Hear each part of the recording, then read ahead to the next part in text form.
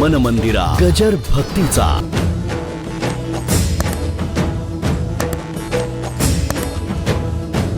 मूल जेव्हा पहिल्यांदा डोळे उघडतं ना, तेव्हा सृष्टीकडे बघताना सगळं काही निराळं वाटतं. तसं जेव्हा वेदकालामध्ये पहिली दृष्टी उघडली जगताकडे बघण्याची, आणि ती उघडल्याबरोबर जे बघावं तर देव वाटू लागलं. काय सांगतोय मी? जे बघावं ते. आता एखाद्या बाईने जर पैठणी बघितली नसेल तर मोठ्या काठाची जरीची साडीसुद्धा ती पैठणीच म्हणते. ही पैठणी का हो? अहो छे हो, पैठणी कुठे? नाही, मोठे काठ आहे म्हणून विचारलं, मी कधी बघितलं नाही. बरोबर आहे. तसं प्रथम जेव्हा बघितलं, प्रत्येक गोष्ट देव वाटू लागली. चंद्र देव, सूर्य देव. काय बघा, इथे यादी दिली आहे त्यांनी. सर्व वेदामध्ये जो प्राचीन वेद आहे तो ऋग्वेद आहे. ऋग्वेद, यजुर्वेद, सामवेद आणि अथर्ववेद. एक माझा सांगू का? अथर्ववेद रावणाने केला आहे बरं का. हां, त्याला कमी लेखू नका, घोटाळा कराल. सगळे रावणाला राक्षस म्हणतात. तुम्ही सगळी पुढे बसलेली मंडळी सांगा की तुम्ही देवापासून कितवे? कोण सांगू शकेल देवापासून कितवे? रावण सांगू शकतो, मी चौथा. ब्रह्मदेवाचा नातू, बरोबर आहे ना? ब्रह्मदेव मुलगा आणि ब्रह्मदेवाचा नातू म्हणजे डायरेक्ट डिसेंडंट परब्रह्माचा. त्याचं काही चुकलं नाही, बापाच्या विरुद्ध निघाला. कळलं का? काय चुकलं? इतकी पॉवर हातामध्ये आली, बापाच्या विरुद्ध निघाला. अरे कुठला देव आणि कुठला काय? मीच देव, मीच देव. अहो, तो ब्रह्मदेवाला सुद्धा माने ना. त्याने काय केलं? इतकी शक्ती त्याला दिली नाही का? अहो, तुम्हाला सगळ्यांना कल्पना आहे, आपण जेवढं खात नाही ना तेवढं आपल्या नातवंडांना खायला घालतो. त्यांच्याकरता हे चांगलं ठेवा, त्यांच्याकरता हे चांगलं ठेवा, हे चांगलं. अहो, ते रावण 10 हाताचं, 20 हाताचं, 10 तोंडाचं झालं की. काय गंमत आहे. इतका पॉवरफुल झाला, 33 कोटी देव बंदी खाण्यात घातले.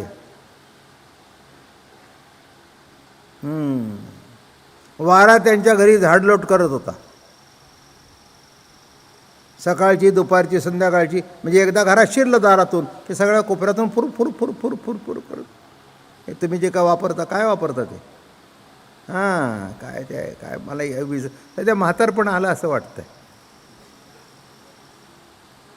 काय ते फिरवलं की सगळं खेचून घेतं. तसं ते वारा झाडलोट करायचं. अहो, अग्नी कपडे धुवायला होता. काय करावं? त्याच्या पलंगाला नवग्रहाच्या पायऱ्या होत्या. जो तुम्ही मंगळ म्हणता ना, त्याच्या डोक्यावर पाय ठेवून भोगा करता जात होता. आता काय करावं याला? त्याला मंगळाची बाधा नाही, त्याला कशाची बाधा नाही. त्याचं काही सगळं आवरच होतं. का? अहो, कोणाचा नातू? काय जानकीला उचलून आणली, कळलं का नाही? आता जानकी खरी कोणाची कोण? म्हणजे माजला म्हणजे माणसं किती माजतात ते बघितले का?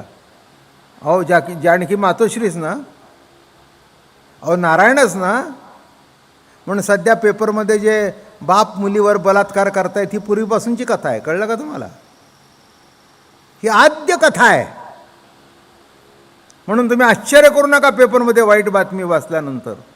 आपली पुराणं जर बघितली, म्हणून तुकाराम महाराज म्हणले पुराण ते बाष्कळची. जे म्हणले ना ते एवढ्या करता म्हणाले, नको ते आपल्या डोक्यात शिरतं. ब्रह्मा मोहिला सांगू का नको होई? सांगू अशोकराव? बघा, ब्रह्मा मोहिला शिवाचे लग्नी, वीर्यद्रवे पार्वती रेखोनी. आणि अंतरपाठ धरायला आणि अक्षता टाकायला बडजी म्हणून ब्रह्मदेव. काय अवस्था झाली त्याची. मग आमच्या पित्याची जर ही अवस्था, तर पुढच्या पिढीची काय? भागवत काढून बघा, एकही शब्द इकडचा तिकडे नाही आहे. काय ब्रह्मदेवाची अवस्था, किती मोहामध्ये अडकला, किती कामाने त्याला व्यग्र करून टाकला. मग आता त्याचे नातू आहे. मंदोदरीने सांगितलं, नसता नाद करू नका, परस्त्रीचा नाद करू नका, हे बरं नाही. तुला काय कळतंय, मला कोण काय करणार आहे.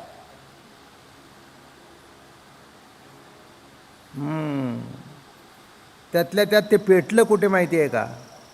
कोणत्याही बाईने आपल्या नवऱ्यापेक्षा आपल्या दिराची स्तुती करू नये. भाऊजी बघा कसे सांभाळतात आपल्या पत्नीला, आणि तुम्ही बघा, कधी म्हणायला जाऊ नका. सोडचिठ्ठी करायची असेल तर ही पहिली ठिणगी टाका. मंदोदरी काय म्हटली माहिती आहे का? बघा जरा बिभीषणाकडे, शरण गेला,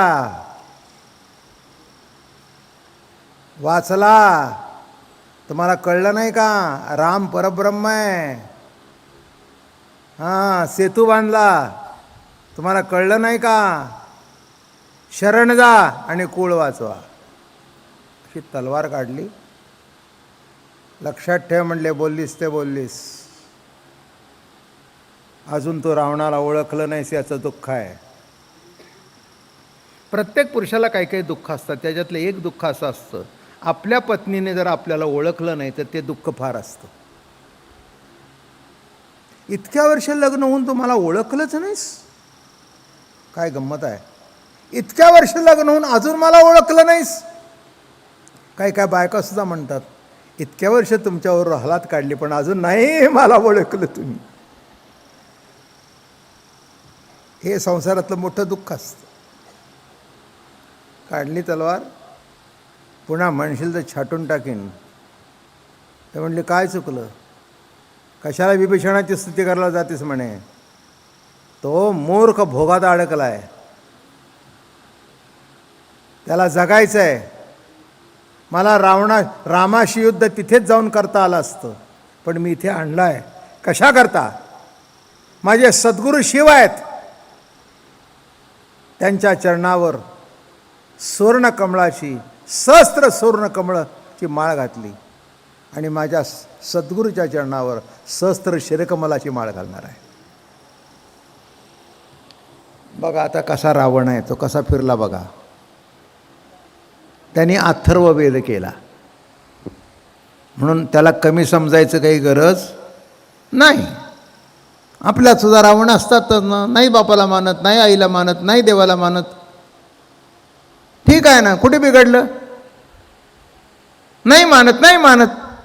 तसं इथे कसं आहे की इथे जेव्हा कसा चाललाय विषय, डोळे उघडले आणि सगळं आश्चर्यकारक.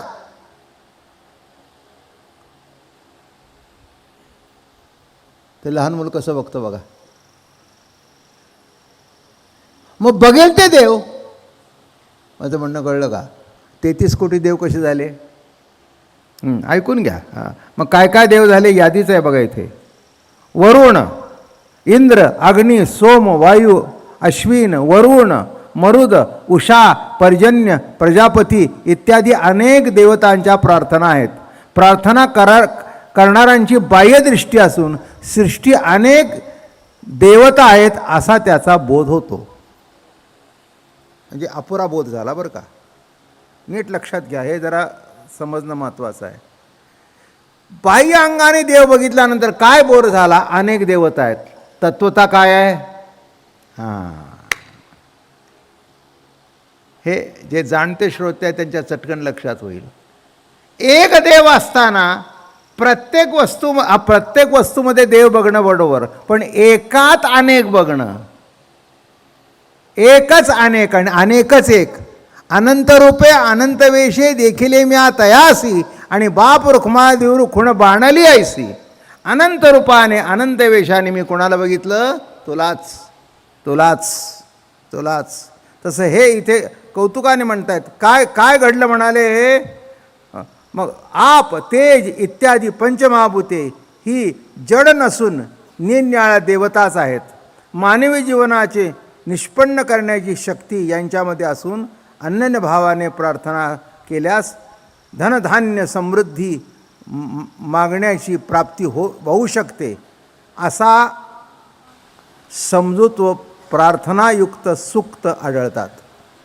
यांची प्रार्थना केल्याने खायला प्यायला म्हणजे फक्त खाण्यापिण्या मिळावं एवढंच. आणि जो देतो तो देव. कळलं का? पाऊस खाली पडतो जमिनीवर, त्याच्याने पिकं वाढतात, देव. सूर्याचा उदय झाल्याशिवाय त्याची किरणं पडल्याशिवाय झाडं वाढत नाहीत, देव. वारा वाहिल्याशिवाय बरोबर नाही, तो आवश्यकता आहे. वारा म्हणजे वायू आहे. पाणी पाहिजेच, तेज पाहिजेच. मग हे प्रत्येक देव झाले. उषा देव झाली, हे प्रत्येक देव झाले. नाही पहिल्यांदा की नाही, जे मूल बघेल ते अप्रूप वाटतं. मन मंदिरा गजर भक्तीचा.